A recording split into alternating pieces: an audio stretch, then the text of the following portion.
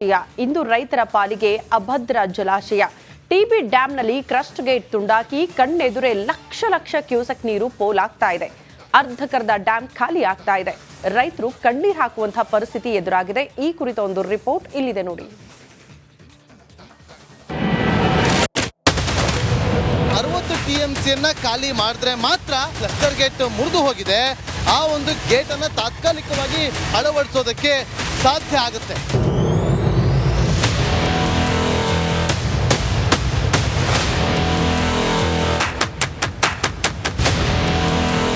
ತುಂಗಭದ್ರಾ ಕಲ್ಯಾಣ ಕರ್ನಾಟಕದ ಜೀವನಾಡಿ, ಲಕ್ಷಾಂತರ ರೈತರ ಜೀವನದಿ. ಅನ್ನದಾತನ ಜೀವನಕ್ಕೆ ನೀರುಣಿಸಬೇಕಿದ್ದ ಟಿಬಿ ಡ್ಯಾಂ ನೀರು ಕಣ್ಣೆದುರೇ ಪೋಲಾಗಿ ಹೋಗ್ತಿದೆ.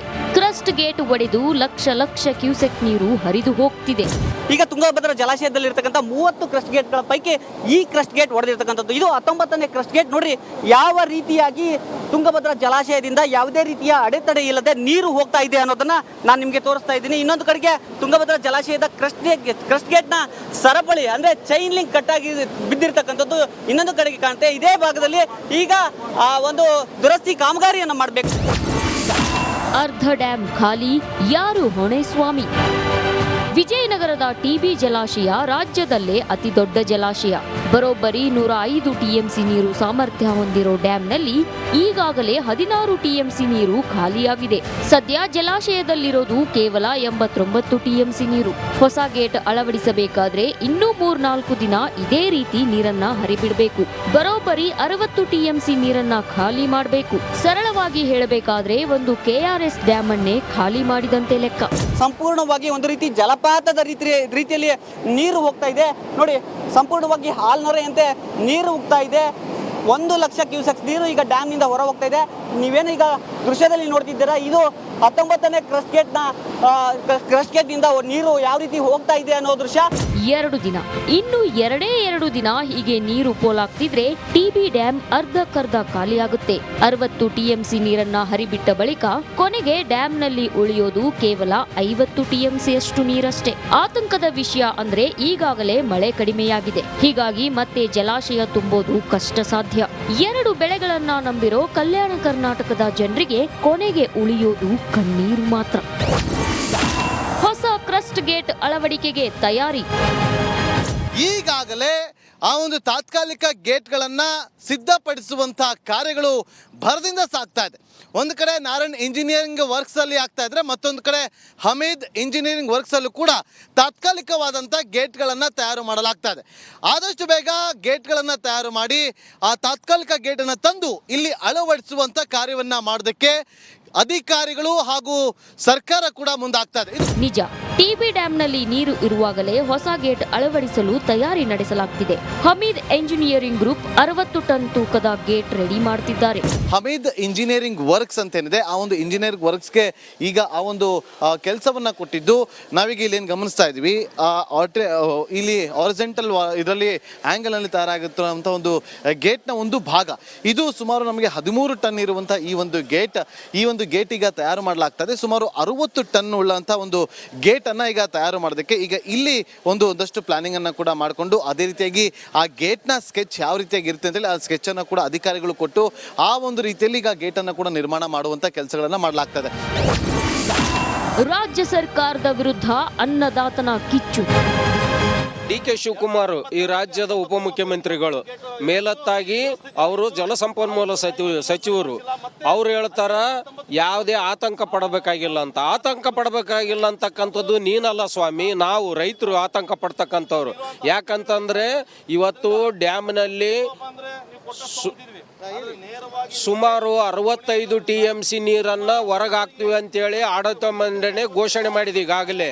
ಇದು ಆತಂಕ ಪಡಬೇಕಾದಂಥದ್ದು ರೈತರು. ಡಿ.ಕೆ. ಶಿವಕುಮಾರ್ಗೆ ಅವಂದೇನು ಆಸ್ತಿ ಇಲ್ಲ, ಇಲ್ಲಿ ಅವ್ರ ಆಸ್ತಿ ಹೋಗಂಗಿಲ್ಲ. ಯಾವುದೇ ರೈತರು ಲಾಸ್ ಆದ್ರೆ ಅವ್ರಿಗೇನು ತೊಂದರೆ ಇಲ್ಲ.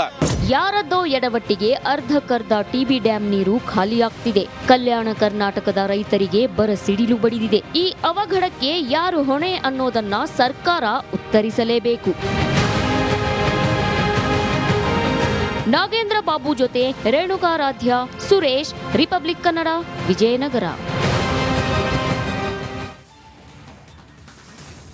ತುಂಗಭದ್ರಾ ಡ್ಯಾಂನಿಂದ ನೀರು ಪೋಲಾಗುತ್ತಲೇ ಇದ್ದು ಲಕ್ಷ ರೈತರಿಗೆ ವರದಾನವಾಗಿದ್ದ ನೀರು ಸೋರ್ತಾ ಇರುವುದು ಅಯ್ಯೋ ಅನ್ನುವಂತಿದೆ.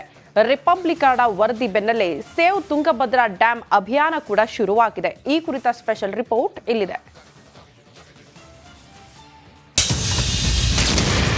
ಸೋರುತ್ತಲೇ ಇದೆ ಜಲಾಶಯದ ನೀರು. ಶುರು ಸೇವ್ ಟಿಬಿ ಡ್ಯಾಂ ಅಭಿಯಾನ. ಕೊಪ್ಪಳ ಜಿಲ್ಲೆಯ ಮುನಿರಾಬಾದ್ ಬಳಿ ಇರುವ ತುಂಗಭದ್ರಾ ಜಲಾಶಯದ ನೀರನ್ನೇ ಅದೆಷ್ಟೋ ಅನ್ನದಾತರು ನಂಬಿಕೊಂಡಿದ್ದಾರೆ. ಈ ನೀರನ್ನೇ ನಂಬಿ ಜೀವನ ನಡೆಸುತ್ತಿದ್ದಾರೆ. ಬರಗಾಲದಿಂದ ಬೇಸತ್ತು ಜಲಾಶಯ ತುಂಬಿತ್ತು ಅಂತ ಖುಷಿಯಲ್ಲಿರುವಾಗಲೇ ಮತ್ತೊಂದು ಆಘಾತ ಎದುರಾಗಿದೆ. ಟಿಬಿ ಡ್ಯಾಂನಿಂದ ನೀರು ಪೋಲಾಗುತ್ತಲೇ ಇದ್ದು ರೈತರು ಕಂಗಾಲಾಗಿದ್ದಾರೆ. ಟಿಬಿ ಡ್ಯಾಂ ಸ್ಥಿತಿ ಹೇಗಿದೆ? ಟಿಬಿ ಅಣೆಕಟ್ಟೆಯ ಇತಿಹಾಸದಲ್ಲೇ ಇದೇ ಮೊದಲ ಬಾರಿಗೆ ಈ ದುರಂತ ಸಂಭವಿಸಿದೆ. ಟಿಬಿ ಡ್ಯಾಂನ 19ನೇ crest gate chain link cut ಆಗಿದೆ. ಗೇಟ್ನಲ್ಲಿ ವೆಲ್ಡಿಂಗ್ ಬಿಟ್ಟ ಕಾರಣ ಗೇಟ್ ಕಟ್ ಆಗಿದೆ. 70 ವರ್ಷಗಳ ಹಿಂದೆ ಅಳವಡಿಸಿರುವ ಚೈನ್ ಲಿಂಕ್ ಇದಾಗಿದ್ದು ಡ್ಯಾಂ ಮೇಲ್ಭಾಗದಲ್ಲೂ ಹಲವೆಡೆ ಬಿರುಕು ಕಾಣಿಸಿಕೊಂಡಿದೆ. ಕ್ರಸ್ಟ್ ಗೇಟ್ ಅಳವಡಿಸಿರುವ ಜಾಗಗಳಲ್ಲೂ ಸಣ್ಣ ಸಣ್ಣ ಬಿರುಕಾಗಿದೆ. ಹೀಗೆ ಬಿರುಕುಗಳು ಹೆಚ್ಚಾದರೆ ಡ್ಯಾಂ ಅಕ್ಕಪಕ್ಕದ ಹಳ್ಳಿಗಳಿಗೆ ಕಂಟಕ ಫಿಕ್ಸ್ ಆಗಲಿದೆ. ಸುತ್ತಮುತ್ತಲ ಗ್ರಾಮಗಳಲ್ಲಿ ಜಲಾವೃತವಾಗುವ ಸಾಧ್ಯತೆ ಇದೆ. ಡ್ಯಾಂನಲ್ಲಿ 30 TMCನಷ್ಟು ಹೂಳು ತುಂಬಿರುವ ಸಾಧ್ಯತೆ ಇದೆ. ಹೂಳು ತುಂಬಿರುವ ಕಾರಣ ನೀರು ಸಂಗ್ರಹ ಸಾಮರ್ಥ್ಯ ಕಡಿಮೆಯಾಗಿದೆ. ಗೇಟ್ ಅಳವಡಿಸಲು 60 TMC ನೀರು ಹೊರಬಿಟ್ಟ ನಂತರವಷ್ಟೇ ಕಾಮಗಾರಿ ನಡೆಯಲು ಸಾಧ್ಯ.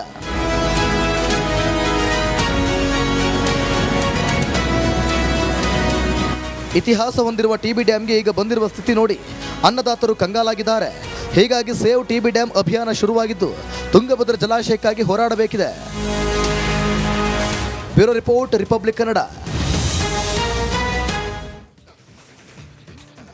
ಟಿಬಿ ಡ್ಯಾಂ ಕ್ರಸ್ಟ್ ಗೇಟ್ ಒಡೆದು ಲಕ್ಷ ಕ್ಯೂಸೆಕ್ ನೀರು ಪೋಲಾಗ್ತಾ ಇದೆ. ಇಷ್ಟಾದರೂ ನಮ್ಮ ಸಿಎಂ ಸಾಹೇಬ್ರು ಡ್ಯಾಂ ಕಡೆ ಮುಖ ಮಾಡಿರಲಿಲ್ಲ.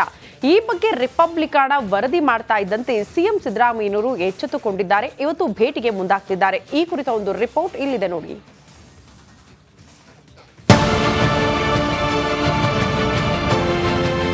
ವ್ಯರ್ಥ, ಲಕ್ಷ ಕ್ಯೂಸೆಕ್ಸ್ ನೀರು ವ್ಯರ್ಥ. ಯಾರದ್ದೋ ಎಡವಟ್ಟಿಗೆ ಕೊಪ್ಪಳದ ಟಿಬಿ ಡ್ಯಾಂನ ಕ್ರಾಸ್ಟ್ ಗೇಟ್ ಮುರಿದು ಲಕ್ಷಾಂತರ ಕ್ಯೂಸೆಕ್ ನೀರು ಪೋಲಾಗ್ತಾ ಇದೆ. ರೈತರ ಜೀವನಕ್ಕೆ ನೀರುಣಿಸಬೇಕಿದ್ದ ಡ್ಯಾಂ ನೀರು ವ್ಯರ್ಥವಾಗ್ತಾ ಇದೆ. ಒಂದಲ್ಲ ಎರಡಲ್ಲ, ಸುಮಾರು 16 TMC ನೀರು ಖಾಲಿಯಾಗಿದೆ. ರಿಪಬ್ಲಿಕ್ ವರದಿ, ಕೊನೆಗೂ ಎಚ್ಚೆತ್ತ ಸಿಎಂ. ಟಿಬಿ ಡ್ಯಾಂಗೆ ಇಂದು ಸಿದ್ದರಾಮಯ್ಯ ಭೇಟಿ. ಇದು ರಿಪಬ್ಲಿಕ್ ಕನ್ನಡದ ಬಿಗ್ ಇಂಪ್ಯಾಕ್ಟ್. 19ನೇ ಕ್ರಾಸ್ ಗೇಟ್ ಮುರಿದು ಸುಮಾರು ಅರ್ಧಕ್ಕರ್ಧ ಡ್ಯಾಂ ಖಾಲಿಯಾಗ್ತಾ ಇದೆ. ಲಕ್ಷಾಂತರ ರೈತರ ಬದುಕು ಅತಂತ್ರವಾಗಿದೆ. ಅನ್ನದಾತರ 2ನೇ ಬೆಳೆಯ ನಿರೀಕ್ಷೆ ಹರಿಯೋ ನೀರಲ್ಲಿ ಕೊಚ್ಚೋಗಿದೆ. ಕ್ರಾಸ್ಟ್ ಗೇಟ್ ಮುರಿದು 2 ದಿನಗಳಾದರೂ ಸಿಎಂ ಸಿದ್ದರಾಮಯ್ಯ ಟಿಬಿ ಡ್ಯಾಂಗೆ ಭೇಟಿ